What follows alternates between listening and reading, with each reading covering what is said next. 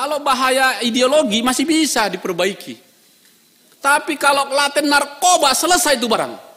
Sebulan dia kuat. Lewat 1 bulan mulai sakit. Habis itu selesailah generasi muda ini. Makin miskinlah, makin miskinlah, makin miskinlah rakyat miskin di situ. Ternyata di antara BNN yang lengkap ini ada yang satu kampung saya. Ini Bu Sabarudin Ginting, tempat kami sama-sama main ini. Terima kasih. Ini ada kaitannya juga ini soal yang saya sampaikan supaya dia ikut tanggung jawab begitu.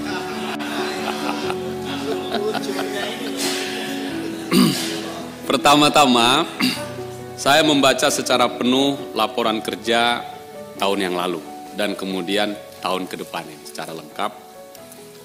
Saya ingin pertanyaan pertama dulu nanti ini Pak Petrus supaya nanti enak kita ngukurnya. Dan ini selalu saya mintakan dan biasanya sudah dijalankan. Nah, di sini saya baca tadi belum, yaitu survei per tahun desa, kategori desa itu.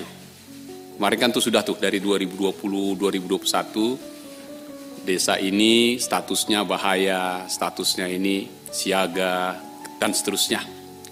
Karena menurut saya itulah alat ukur kita dari semua kerja-kerja kita ini.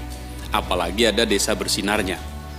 Sehingga apa sih alat ukur sukses kita?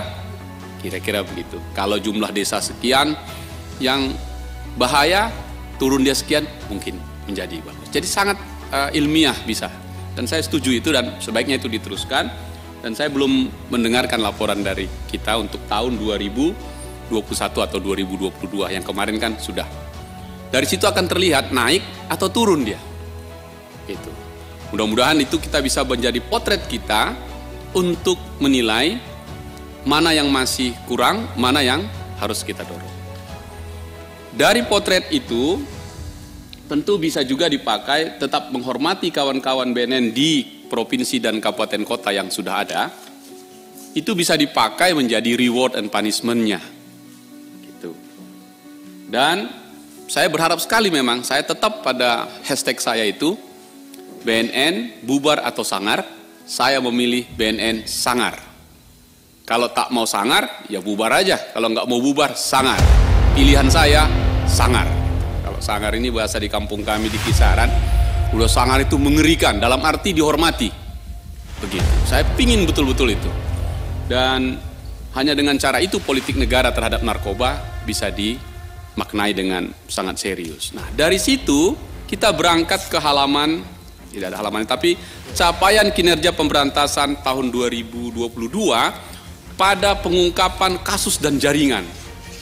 Nah, saya sampaikan ini karena memang daerah pemilihan saya ini, kampung saya ini di Asahan, ini Selat Malaka ini, Tanjung Balai, Asahan, Batubara, naik sampai ke Belawan, sampai ke Aceh, itu pantai timur, turun ke bawah ke Labuan Batu, nanti sampai nanti ke Batam dan seterusnya, Selat Malaka. Saya concern betul tentang ini. Dan waktu itu kita tanyakan dan Pak Petrus dengan konsisten terus-menerus menampilkan dan saya memakai data ini, yaitu mengungkap 49 jaringan, 23 jaringan internasional, 26 jaringan nasional. Ini data kita. Ini yang jaringan internasional ini Golden Triangle-nya itu Thailand Aceh, masuk. Malaysia Aceh, masuk. Malaysia Sumut, masuk. Malaysia Kepri, masuk. Ini laut semua. Tapi Malaysia Kaltara, Malaysia Kalbar, darat.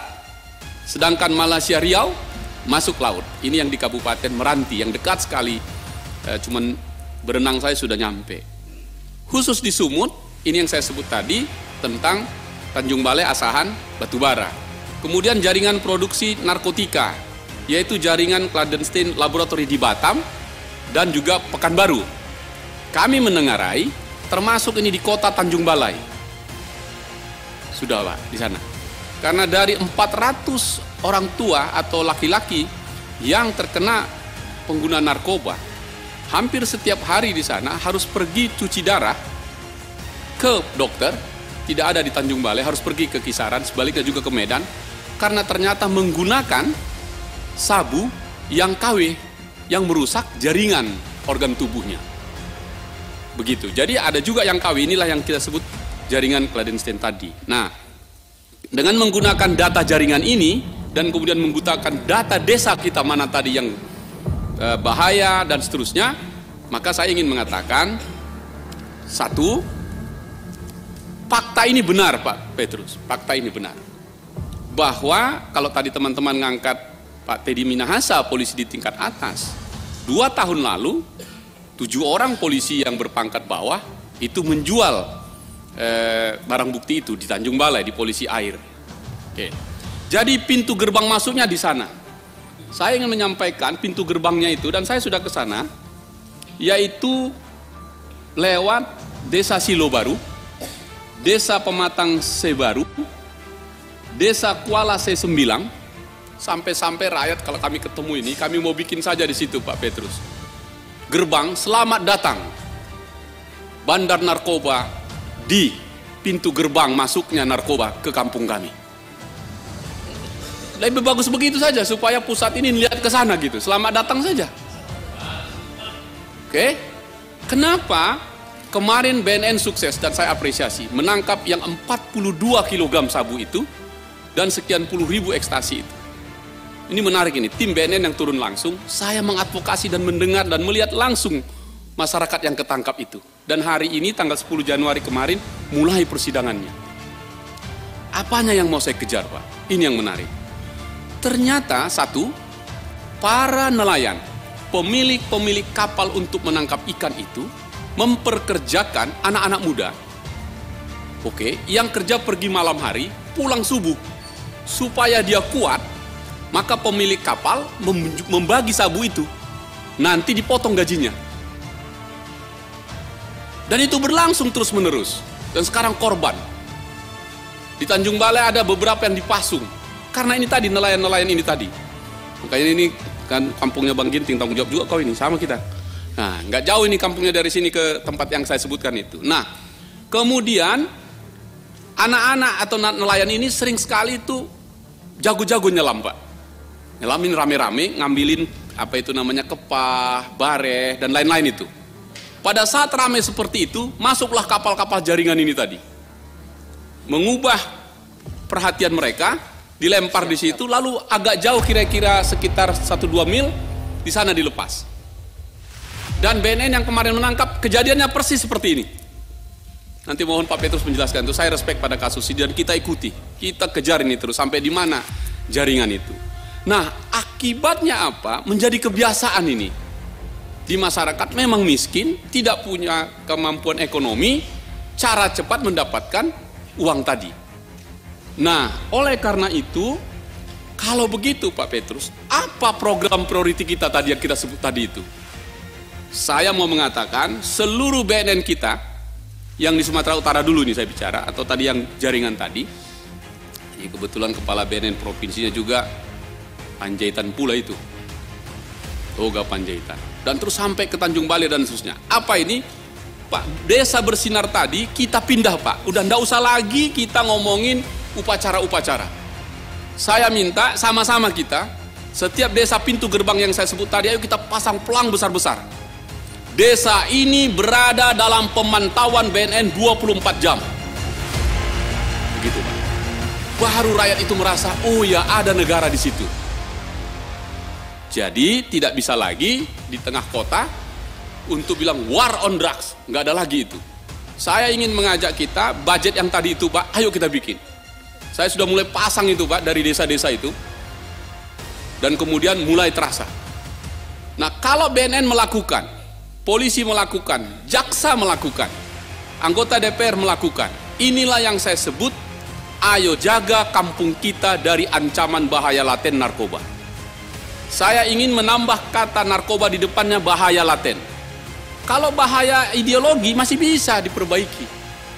Tapi kalau laten narkoba selesai itu barang. Tidak bisa lagi. Karena ini politik negara, kita bertanggung jawab untuk ini. Karena itu di Sumatera Utara saya mengajak dengan konsepnya, hashtagnya itu Pak. Karena itu saya selalu protes war on drugs itu di kampung pun tidak tahu artinya apa itu. Yang tahu adalah ayo jaga kampung kita dari bahaya laten narkoba. Kata ayo adalah mengajak. Kata kampung adalah sesuatu untuk kebersamaan. maka biarlah rumah-rumah itu yang menjaga ini tuh Pak. Nah, agar kita mulai program proyek 2023, saya minta BNN masuk kita Pak, yang tadi jaringan pintu masuk laut-laut tadi. Karena ini dapil saya di Sumut, saya ngajak yang di Sumut. Teman-teman nanti dapilnya masing-masing, ajak lagi di situ. Dari ajakan Pak Jeki tadi itu betul, kita turun di situ. Nah, berikutnya, karena kita ingin masyarakat ini paham dan mengerti negara hadir, saya berapa kali diajak ke BNN pemusnahan. Saya setuju dan saya lihat itu asli. Karena ada di tes, benar itu. Tapi masyarakat tetap tidak bisa kita jelaskan. Saya minta kita balik Pak Petrus. Di mana tempat TKP itu kita tangkap barang bukti itu, ayo rame-rame kita ke sana.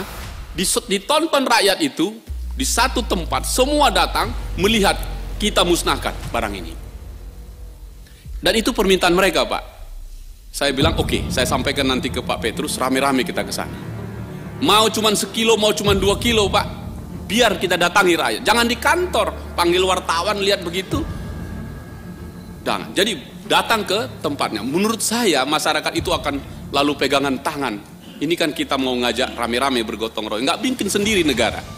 Dengan pikiran saya yang seperti itu, maka boleh nggak Pak Petrus, saya concern sekali dengan nelayan kita. Nelayan, mulai dari pemilik kapal paling besar yang tadi membagi-bagi sabu itu, sampai mereka sendiri karena tergantungan harus membeli. Jadi gajinya yang cuma 100.000 semalam itu, kalau 5 malam dia di sana keluar, dipotong itu Pak. Selesai itu barang. Sebulan dia kuat. Lewat 1 bulan mulai sakit. Habis itu, selesailah generasi muda ini. Makin miskinlah, makin miskinlah, makin miskinlah rakyat miskin di situ. Kesimpulan saya dan pimpinan, saya mengapresiasi betul jaringan narkoba ini dalam konteks pemetaan. Pemetaan dan bagaimana Pak kita bisa menangkap ini. Concern sekali saya. Karena memang putus begini. Pimpinan minta maaf ini saya jelaskan sedikit karena yang saya investigasi itu terjadi begitu. Biasanya waktu ditangkap ada 3 itu. Drak 3, terus 1 yang ketangkap, 2 lepas. Bagi masyarakat nganggap yang 2 ini dilepas ini gitu. Bagi saya enggak, saya jelaskan, tidak. Itulah cara penyidik untuk melakukan yang disebut undercover buying atau penyerahan bersama. Kalau enggak gitu, bagaimana dia menangkapnya? Tapi akibatnya adalah putus ini.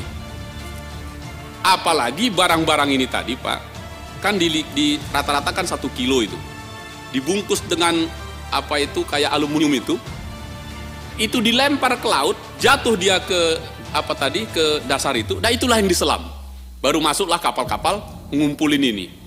Ketika diambil yang 42 kilo kemarin yang sepematang saya baru tadi, saking takutnya dia dilempar saja di satu tempat, dia bingung. Oke, datang masyarakat, selebihnya dibawa lari untuk mengelabui. Ya kalau katakan 100 kilo, sisanya pergi, yang 42 di situ ditanam ini. Ini kasus yang di BNN kemarin ditangkap ditanam.